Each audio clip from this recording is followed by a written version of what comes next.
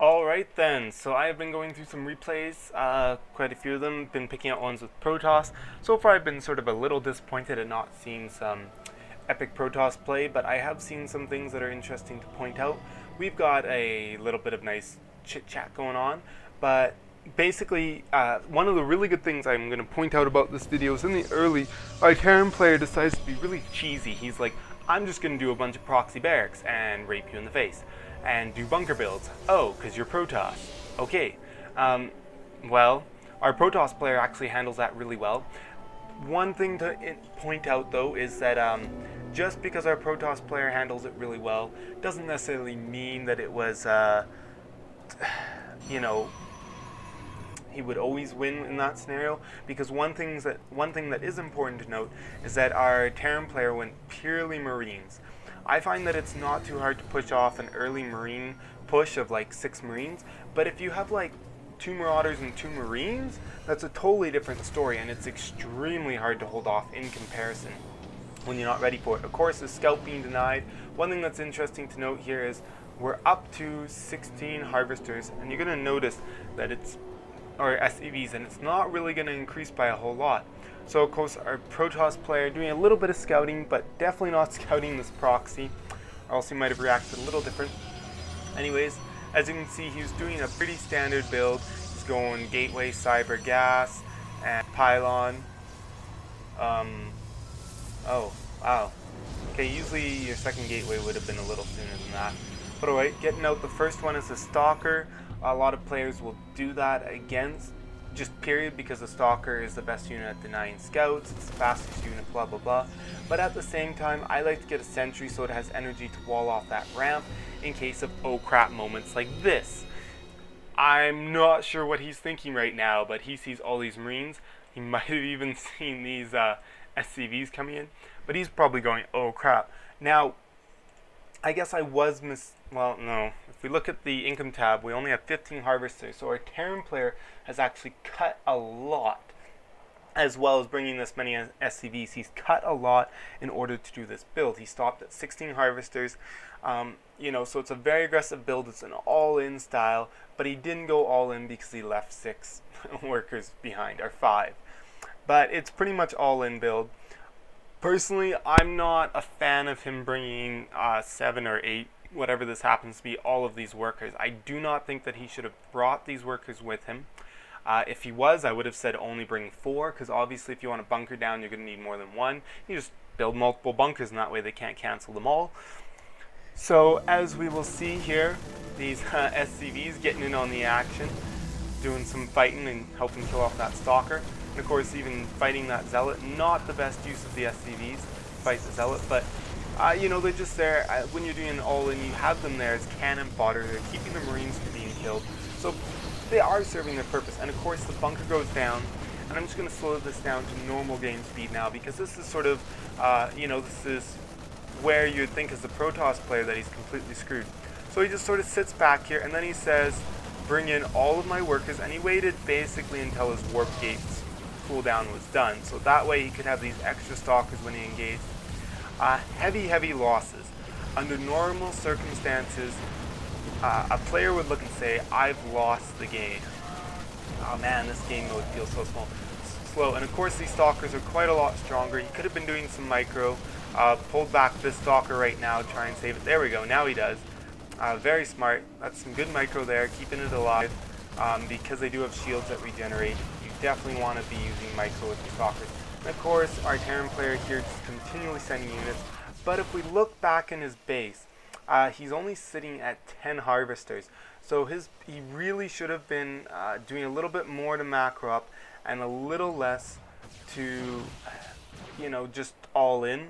Like, either he should have gone 100% all in, which really wouldn't have worked either, probably. Or, you know, he should have gone like a little less all in. So the only reason why this player is not screwed, and he sort of knows this, is usually when a player does an early aggressive all-in attack, you know that they did cut economy. So he knows that our Terran player here has cut economy. He knows that the Terran player is also far back. He says whatever. So now he's just macroing like hardcore. The one thing I really like is he's going out, he's finding these proxy barracks, he's killing them, He's being aggressive to keep the Terran player. That sucks, just losing 2 sentries for no good reason. But he's really making sure that he's, pushing out, doing a lot. He's making sure, of course, keeping an eye on these back rocks. As you'll see, he'll bring his army around the back. Being very, very good at making sure that he doesn't let the Terran player do whatever he wants now. And of course, thanks to Chrono Boost, he was able to macro up pretty good. He didn't build any more tech, any more buildings. He just focused on getting out some stalkers because all they're on the field is Marines. And as I said at the beginning, this could have gone completely different if it was Marauders in your face. It could have been completely different. So thankfully for him, it was only Marines. But that really sort of shows you, like, you haven't lost just because, your opponent's also been cut on resources. Look at that. He's still on 1 base.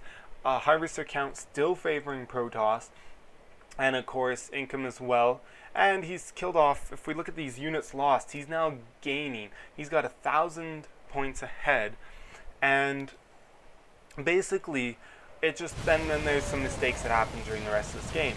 So anyways, we're going to fast forward a bit. Nothing too interesting. Watch that thing burn. Boom! Anyways, so now really, our Terran player is being smart, expanding. Okay, our Protoss player gets smart too, expands. You can't really expand too early because the game basically got reset at like 6 or 8 minutes. So, they're just sort of, it's almost like normal expanding now. And now our Terran player is finally getting some Marauders out. We're not seeing any upgrades on the field for any of these players other than Stimpack and Concussive Shells. Now we're getting some DTs. Like, it's interesting. Oh, I just totally missed that. I wanted to talk about that. The DTs are quite interesting. It's nice that he's getting tech. Not really the best unit, though. Like, sure, DTs are good because you can slip them in your army. You can do a RAS once in a while. But really, they're only good the once. And if it gets scouted, they're not usually that good. They're really only good to use once. They're not really a permanent solution, especially late in the game. But here we can see these rocks getting destroyed. And I don't know if he actually saw that or not. I never paid attention to see if he saw this army come in. But he knows they're coming. But, the fact that he brought his army around the long way, huge mistake. He should have just brought his army over here. Those rocks are already super weak. He should have just brought his army here to intercept. And now he's going to take a lot of damage because he has to cancel sign. But because, and here's another big mistake, he chases 2 Marauders and a Marine when there's this sitting at his base. So really he should retreat, turn around, and he doesn't until he's almost at the base, causing him to take a lot more damage and some more losses. So as we can see, those Zealots are very effective at killing Marines, but Marauders. So I don't know why he warped in more. And as we can see, our Terran players putting a scan down, seeing what's going on. And that Dark Shrine finished right there. And really not going to be much use we're going to see. And as we now see heavy Marauder play, no upgrades still, with some Marines. And our Protoss player, basically, from this point on, he's fallen apart. And he just sort of doesn't play well anymore. He doesn't try and counter these Marauders. His DTs really weren't the best choice. And our Terran player from here is just sort of going to steamroll. This isn't a super high level game. I don't know if this would be a platinum game. That would be my guess. I couldn't see this being diamond at all. It's probably a little bit better than gold, considering that I've been playing a lot of gold lately. And anyways, as you can see, big army coming in here, getting a free snipe on this Nexus. That is huge. That DT sort of paying for itself, getting some good damage. But really, other than that, where you just mix it in with your army and hope they don't have detection, not the best. And of course, these watchtowers, Terran players controlling them. I like to fight with watchtowers. If I can't control them, every now and again I like to go up there and kill off whatever it is and then try and keep it myself. And of course this presents a big problem for a Protoss player. He has not destroyed these rocks to take the gold. He's going to try and expand here, but if we just sort of hold down the V key to see what our Terran player can see, he can see this all coming. So, he sees this, it's basically a free kill. Our Protoss player made a huge mistake in 1, not making sure he had to control the watchtower, and 2, just putting this here. But especially since he put it there with the Terran player having the watchtower. He kills off this with the DT, sure, whatever. But, just lost the Nexus and a pylon. 500 minerals for no reason. That's gotta hurt. And of course, super heavy zealot army, even with charge, not the best choice. I like the fact that he's going for Templars now, or at least something better tech, but still, all he has is charge lots, which really against concussive shells aren't the best choice. And our Terran player expanding again, always good to expand. You know, nothing wrong with expanding again. Of course, our Protoss player just having his army chilling. One thing that's interesting is, where did they go? Anyways, I guess they're not there yet. Anyways, our Terran player gets some ghosts, and if you EMP an army that has Dark Templars in it, as far as I remember, the EMP will actually disable for a while. But of course, he's going to be in here and nuke, and I'm just going to point out a couple things. Let's go slow this down, and let's change to our Protoss player's first-person view. So, he's busy warping in some units, looking at his army, you know, looking at his DT. Yeah. Okay, looking at his main base, because he's got to build some pylons. Deal with his Templar archives, checking out his probe line, looks good. Whoa! Did you see that glaring red dot? Right there. Now, I knew that there was going to be a nuke there, but at the same time, that split second that he was sitting here where that red dot was, to me, that was an obvious nuke. Now, you know, there should be the nuclear launch detected as well. That sort of gives it away. But as we can see, the Protoss player our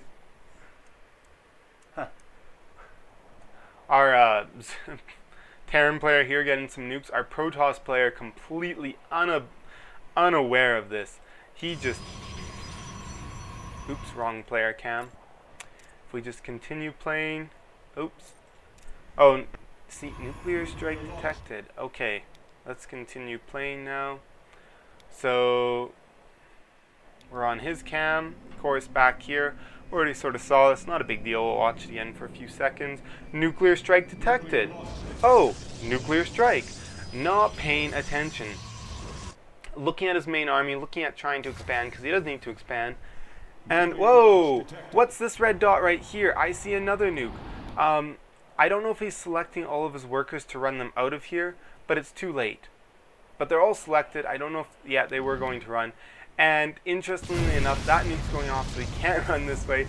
But there's a nuke right there. So he's pretty much screwed either way. And we're just going to stay on his view for a little bit, because he brings in, warps in High Templars to deal with this. His Psy Storm is done as far as I remember. So he warps in High Templars. You can see these ghosts. You can see it whenever they move. You can see it whenever they shoot. Storm on their frickin' invisible selves, and they'll die. Put a storm right here. Does he not have... He has Khydarian Amulet. Storm! Right here. Storm. Can you not see that ghost shooting at you? Storm it. Here's the other one. There. Oh, look, both right there. Ah. So, very, very, very expensive loss right there. And of course, fighting a losing battle up here. I didn't even want to watch that because it was just a slaughter fest. So our Terran player wins that game, but you saw a few crucial mistakes as we got later into the game with the Protoss player. But he had a very, very good opening, very strong against that cheesy build, held it off, and survived, and responded correctly. So that was the important part. And then I just sort of wanted to play the rest, point out a couple of little mistakes with this play, especially the way he was expanding and his army composition for sure. And the Terran player didn't play exceptionally well. Like, the only thing that the Terran player did well was, you know, okay, yeah, he was a bit aggressive, which is good. He got the nukes off, which is amazingly fun and awesome. Props to him for that. High five! But really, all he did was just really basic Marine Marauder. If we even skip ahead to this far, and let's look at his upgrades. Oh, look, it looks the exact same, even though I'm pretty sure I just skipped ahead. Oh, he's got one more upgrade. You know, so really, he's just doing Marine Marauder. He doesn't even have medevacs, for crying out loud. So our Terran player really bungled this because, yeah, sure, he's got a starport, but he doesn't have any medevacs out. He's only got one, so he can only produce a limited number of Vikings if you go Colossi. You could have gone Immortals to deal with these Marauders if you had wanted. You could have been a lot more aggressive. You could have killed these rocks instead of just having your army chill out on the watchtower. Just leave one DT there and go kill these rocks. That way you have a safe expansion point. Or something, you know, or expand here sooner. So really our Protoss player let the Terran player have this game. And a lot of that just sort of came down to a few poor choices that lost him a ton of resources, as well as just the wrong army composition. So hopefully you guys can learn from this, especially our Protoss players, because Terran players just need to learn from this that, oh, if the Terran player isn't being smart, I can just beat him with Marine Marauder. So anyways, I think that's everything I have to say, so I'm just going to stop before I start rambling.